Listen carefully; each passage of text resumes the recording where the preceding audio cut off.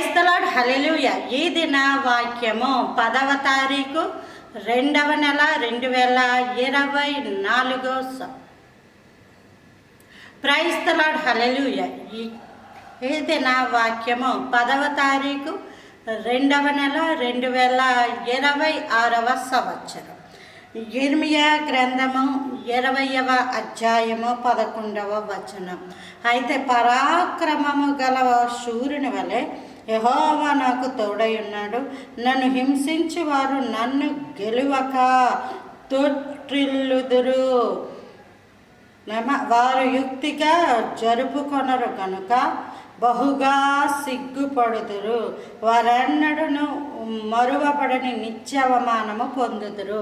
ఇదెవరు అంటే దేవునిని ఎరగనటువంటి జనులకు. అంత మాత్రమే కదా, దేవునిని అడగకుండా, దేవుని యొక్క చిత్తము ఆలోచన తెలిసి కొనకుండా సొంత ఇష్టాన్ని నెరవేర్చుకుంటూ నేను నా ఇష్టం, నన్ను ఎవరున్నారో ఆపేది అంటూ పరుగులెత్తే వాళ్ళు ఉంటారు కదా.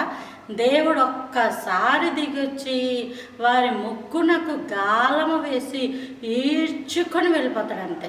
హిజ్కియా మహారాజు కాలంలో సన్హెరీబు అనే వ్యక్తి, అష్షూరు రాజు అనే వ్యక్తి వచ్చినప్పుడు వాళ్ళు ఎంతగా పేలాపనలు పేలిరు, బయలు వెళ్ళుటియు, రావడము, గట్టిగా అరవడము, రంకెలు వేయడము నేను ఎరుగుదునని దేవుడు వాళ్ళని ముక్కునకు గాలము వేసి పట్టుకుని ఈడ్చుకుని వెళ్ళిపోతాడు దేవుడు.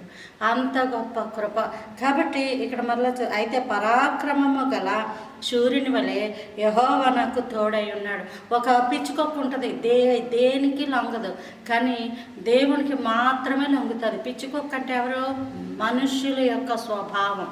బాబోయ్ వీడు అనుకున్నది సైతం దేవుడు ఏం చేస్తాడంటే ఎలా లొంగదీయాలో అలా లొంగదీయగల సమర్థుడు. లోకాసువార్త 19వ అధ్యాయంలో ఒక న్యాయాధిపతి ఉంటాడు. అతను దేవునికి భయపడ్డట, మనుషులకి భయపడ్డట. ఒక విధవరాలు అతని దగ్గరికి వెళ్ళి అడుగుతూ ఉంటుంది, నాకు న్యాయం చేయి. అంత కఠినుడు యొక్క హృదయమే విధవరాలు ప్రార్థనకి కరిగిలాగా దేవుడే చేసి న్యాయం చేసాడట. మన జీవితాల్లో కూడా గొప్ప కార్యాలు దేవుడే జరిగించను గాక. Praise the lord. ఆమేన్.